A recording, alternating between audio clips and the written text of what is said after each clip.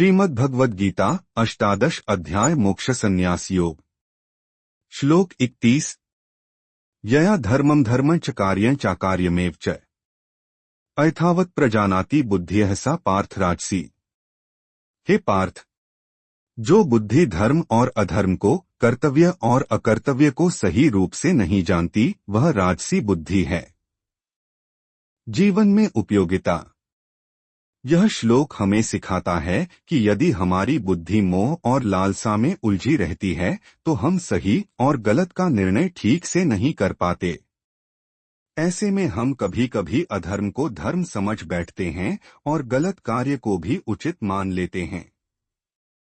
जीवन में हमें अपनी बुद्धि को स्वच्छ और निष्पक्ष बनाए रखने का अभ्यास करना चाहिए ताकि हम कर्तव्य और अकर्तव्य का स्पष्ट अंतर समझ सकें।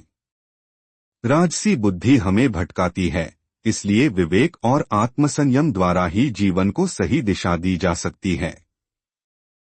श्लोक 32। अधर्मं धर्ममिति मन्यते तमसावृता सर्वार्थान विपरीताश्च बुद्धियः सा पार्थ तामसी। हे अर्जुन, जो तमोगुण से ढकी हुई बुद्धि अधर्म को धर्म और धर्म को अधर्म मान लेती है तथा हर वस्तु को विपरीत रूप में देखती है, वह तामसी बुद्धि है। जीवन में उपयोगिता। तामसी बुद्धि जीवन में सबसे खतरनाक है क्योंकि इसमें व्यक्ति अंधकार में जीता है और सच्चाई को पूरी तरह विपरीत समझ लेता है। यह हमें अज्ञान, आलस्य और प्रमाद में फंसाए रखती है। इस श्लोक से हमें यह सीख मिलती है कि हमें ज्ञान, सत्संग और अच्छे कर्मों के माध्यम से अपनी बुद्धि को प्रकाशित करना चाहिए। जब बुद्धि प्रकाशमान होती है तभी हम सही मार्ग चुन सकते हैं और अपने जीवन को पतन से बचा सकते हैं। श्लोक 33। धृत्या यया धार्यते मनः प्राणेन्द्रिय क्रिया है योगेना व्यभिचारिण्या धृतियः सा पार्थ सात्विकी। हे पार्थ, जो धारण शक्ति ध्यान योग द्वारा मन, प्राण और इंद्रियों को भगवान की प्राप्ति के लिए नियंत्रित करती है, वही सात्विक धृति है। जीवन में उपयोगिता। यह श्लोक हमें आत्मसंयम और एकाग्रता का महत्व बताता है। सात्विक धृति के द्वारा व्यक्ति अपनी इंद्रियों और मन को स्थिर रख पाता है और उसे परम लक्ष्य की ओर अग्रसर करता है। जीवन में यदि हम अपने मन और इंद्रियों को साध लें तो न केवल आंतरिक शांति प्राप्त होती है बल्कि हमारी ऊर्जा भी सही दिशा में लगती है। योग, ध्यान और भक्ति के अभ्यास से सात्विक धृति का विकास होता है जो अंततः हमें आध्यात्मिक और सांसारिक दोनों क्षेत्रों में सफलता दिलाती है। श्लोक 34। यया तु धर्म कामार्थान् धत्या धार्यतेर्जुन प्रसंगेन फलाकांक्षी धृतियः सा पार्थ राजसी। हे अर्जुन, जो धारण शक्ति फल की इच्छा से धर्म, अर्थ और कामों को आसक्ति के साथ धारण करती है, वह राजसी धृति है। जीवन में उपयोगिता। यह श्लोक बताता है कि जब हमारी धारण शक्ति केवल लाभ और फल पाने की इच्छा से प्रेरित होती है तब वह राजसी कहलाती है। जीवन में यदि हम केवल स्वार्थ और फल की कामना के लिए धर्म या अच्छे कार्य करेंगे तो हमारी साधना अधूरी रह जाएगी। इसलिए हमें यह समझना चाहिए कि वास्तविक धृति निष्काम और समर्पित भाव से ही फलदायी होती है। यदि हम बिना फल की चिंता किए कर्म करें तो हमारी बुद्धि और आत्मा दोनों शुद्ध बनी रहती हैं। श्लोक 35। यया स्वप्न भयं शोकं विषादं मदमेव च न विमुच्यति दुर्मेधा धृतियः सा पार्थ तामसी। हे पार्थ, जो धारण शक्ति व्यक्ति को निद्रा, भय, शोक, विषाद और मद से बांधकर रखती है और उनसे मुक्त नहीं होने देती, वह तामसी धृति है। जीवन में उपयोगिता। तामसी धृति मनुष्य को जड़ता और कमजोरी की ओर ले जाती है। जब व्यक्ति हमेशा आलस्य, भय और दुख में डूबा रहता है तो उसका जीवन स्थिरता और प्रगति से वंचित हो जाता है। यह श्लोक हमें चेतावनी देता है कि यदि हम अपनी सोच और धारण शक्ति को जागरूक न बनाएं तो हम अज्ञान और नकारात्मकता में बंधे रहेंगे। जीवन में हमें साहस, जागरूकता और आत्मबल का विकास करना चाहिए ताकि हम तामसी प्रवृत्तियों से ऊपर उठकर ऊंचे आदर्शों की ओर बढ़ सकें। श्लोक 36-37 सुखं त्विदानी त्रिविधं श्रेणु में भर्तर्षभ अभ्यासाद्रमते यत्र दुःखान्तं च निगच्छति यत्तदग्रे विस्मिव परिणामेऽमृतोपमम् तत्सुखं सात्विकं प्रोक्तमात्मबुद्धि प्रसादजम्।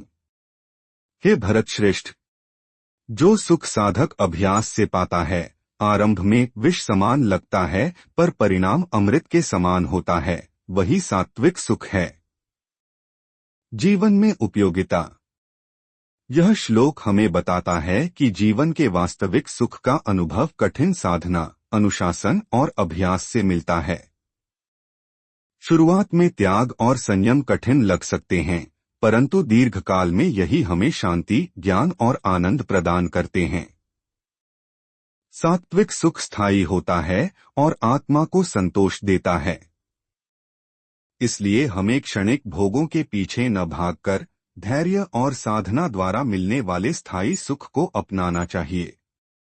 श्लोक 38 विषेन्द्रिय संयोगाद्यत्तदग्रेमृतोपमम् परिणामे विस्मिव तत्सुखं राजसं स्मृतम्। जो सुख इंद्रियों और विषयों के संयोग से मिलता है वह प्रारंभ में अमृत समान लगता है, परंतु परिणाम में विष के समान होता है। जीवन में उपयोगिता। यह श्लोक हमें चेतावनी देता है कि इंद्रिय भोगों का सुख क्षणिक होता है। यह शुरुआत में आनंद देता है पर अंततः स्वास्थ्य, शांति और आत्मिक संतुलन को नष्ट कर देता है। जीवन में हमें यह समझना चाहिए कि क्षणिक भोग और तृप्तियां हमें स्थायी आनंद नहीं दे सकती।